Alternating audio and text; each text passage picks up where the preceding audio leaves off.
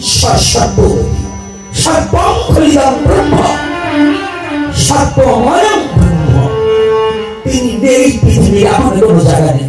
এই জন্যই সনাতন ধর্মে লেখা হয়, শাশ্বত সনাতন ধর্মে লেখা থাকে ঈশ্বর সর্বশক্তিমান, অর্থাৎ তিনি নাই পৃথিবীতে এমন কোন জায়গা, সর্বশক্তি তার মধ্যে বিদ্যমান আছে। আছে কিনা?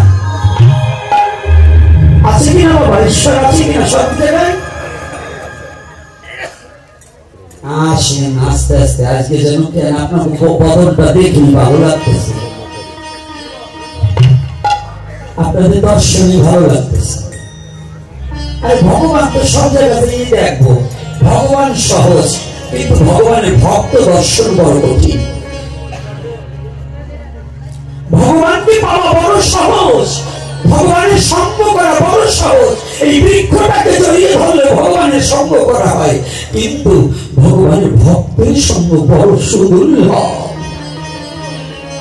ভক্ত সঙ্গ করতে হলে বহুত জন্মের সাধনার প্রয়োজন, বহুত জন্মের কুঞ্চিত ফলমহীন জন্ম হয়েছে। পূর্ব জন্মের স্বীকৃতি না থাকলে এ জন্মে সে সাধু সঙ্গ করা যায় না।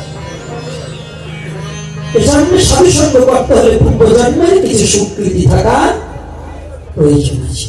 তাই দেখো দুটো গেল, একটা নিরাকার আর একটা আত্মরূপে। এইবার ভগবান, ভগবান হচ্ছে সাকার মূল। এখন জ্ঞানী যারা একটু বেশি পণ্ডিত তাদের বিশ্বাস হয় না, যারা সায়েন্স নিয়ে লেখাপড়া করছেন এরা অনেকেই এটা মানতে চায় না। নিরাকার কি এবার সাকার হতে পারে? এই যুবক ছেলেরা ভালো করে জানবে, অনেক অহিন্দু আছে তোমাদের পিন মারে যে সনাতন ধর্মে মূর্তি পূজা নাই, এরকম পিন মারে না। কথা বলা আছে কিনা?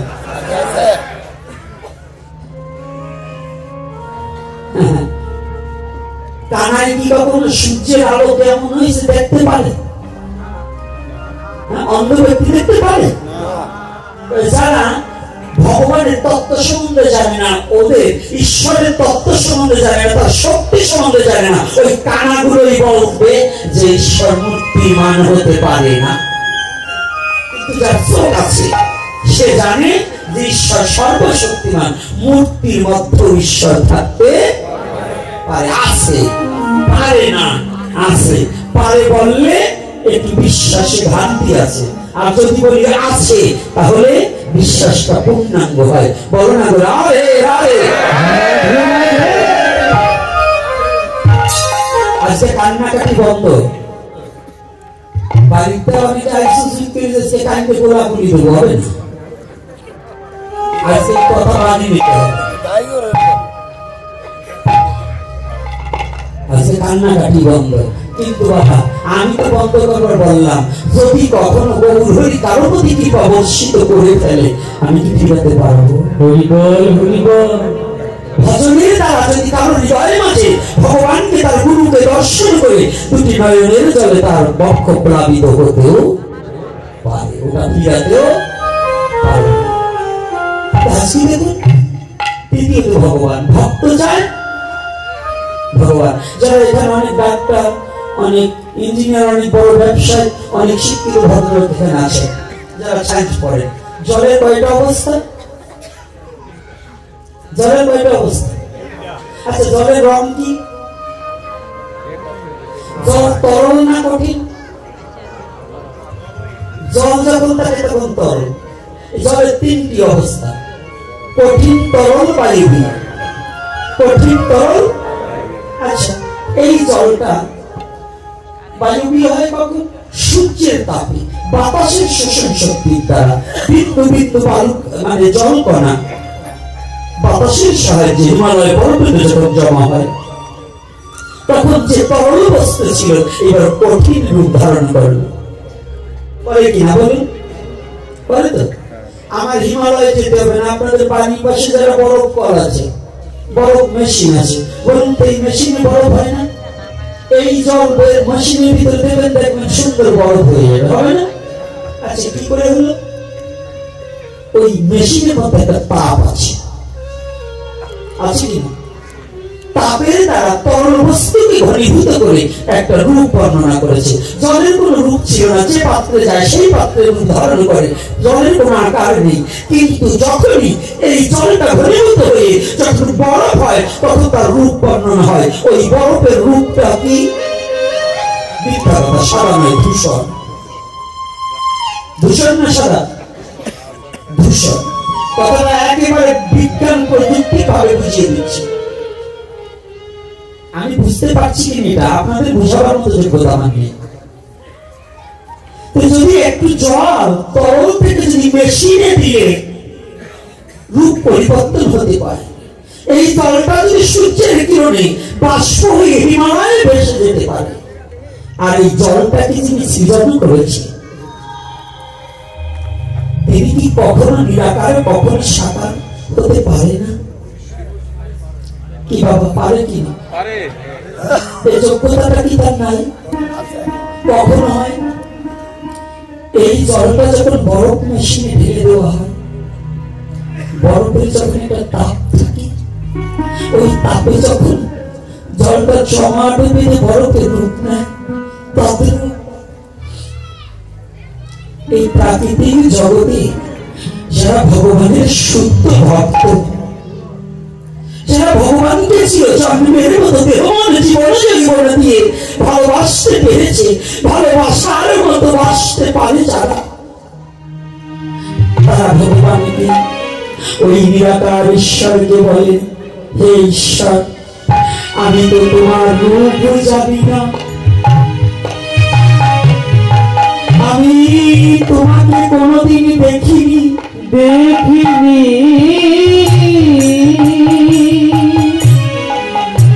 আমার একবার ইচ্ছা তোমার দুখানা রাঙা চরণে পূজা করিব,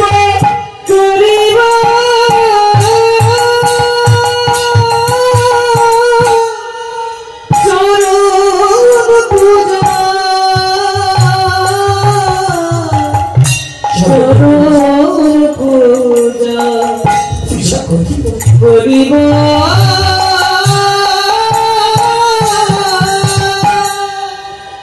আমাকে এবার তুমি চিন্তা করে দেখা দাও,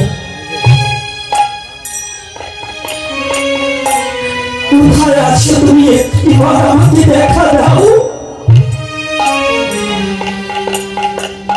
আমি তোমাকে দেখার লালসে আজ আমি পথে নেমে এসেছি। যদি কোনো ভক্ত বিষয়ে বাসনাকে পরিত্যাগ করি, কোন পথে নেমে এসেছি। ও বাবা, ও মা,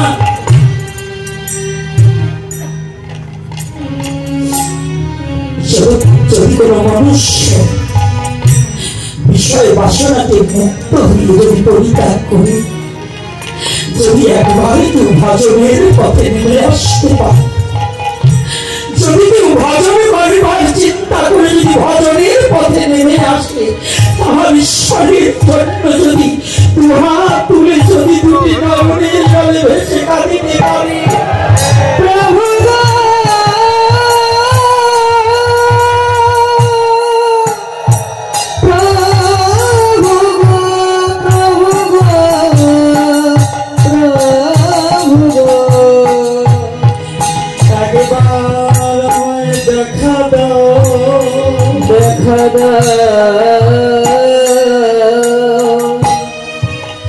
আমি কোন পথে যাব, কোন পথে যাব, কোথায় গেলে আমি তোমার দেখা পাব, দেখা পাব,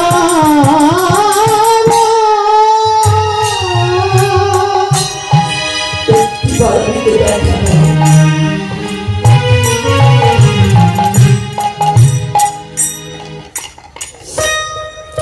আমি যে তোমাকে পাওয়ার পাচ্ছি না, জানি শুদ্ধ ভক্তের অহংকার বিকাশী কখনো নমনী, তিনি দাঁড়িয়ে বলে, প্রভু আমি তোমাকে পাওয়ার পথ তো চিনি না, একটিবার তুমি আমাকে পথ চিনিয়ে দাও।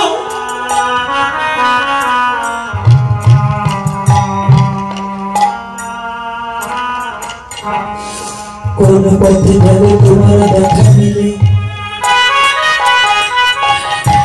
সেই পথ আমি জানি না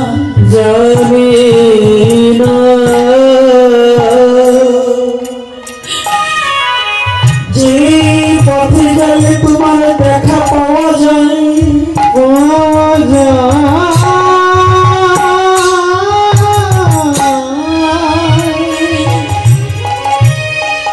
সেই পথে আমাকে নিয়ে চলো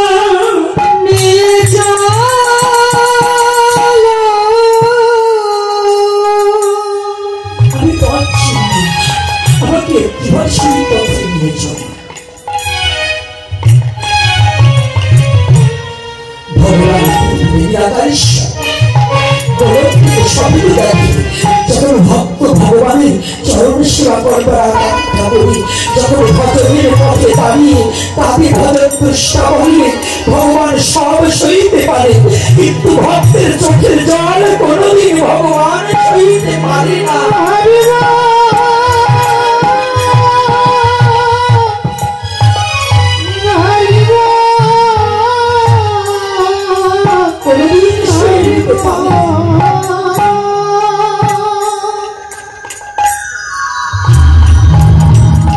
ভগবান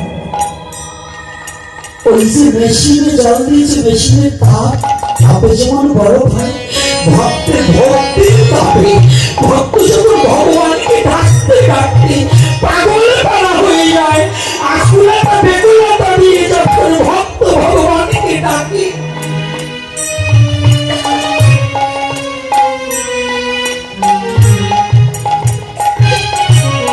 আমার প্রথম গুরু শ্রী গোপালচাঁদ গোস্বামী মহাশয়, দ্বিতীয় গুরুরূপে যাকে মেনে নিয়েছি 178 শ্রী মুরারি মহাদাস বাবা, তিনি বলতেন ভগবানকে পাওয়ার দুটো পথ, একটা আগুলতা আর একটা বেগুলতা। ভগবানকে কোনোদিন এই বড় কীর্তন দিয়ে ভগবানকে জীবনে পাবেন না যদি অহংকার থাকে। আপনি দান করবেন, কোটি কোটি টাকা দান করবেন, এই দানের মধ্যে যদি বিন্দু মাত্র অহংকার থাকে আপনি ভগবানের কৃপা পাবেন। কোন ধনী ধন দিয়ে ভগবানকে কিনতে পারবে, বড় নৈবেদ্য দিয়ে ভোগ লাগিয়ে 56 ব্যঞ্জন রান্না করে কোনদিন ভগবানের কৃপা পাবেন না। ভগবানকে পাওয়ার দুটো রাস্তা, একটা আগুলতা আর একটা বেগুলতা। সেগুলো তিনি ভগবানের দেখা পাই না।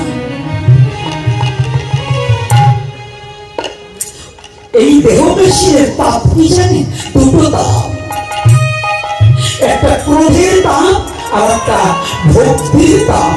ক্রোধের তাপে মনুষ্য জন্ম ধ্বংসের পথে চলে যায়, আর ভক্তির তাপ যখন উদয় হয় নিরাকার ঈশ্বর সাকার মূর্তিকে ওই ভক্তের হৃদয় মাঝে এসে দেখা দেয়।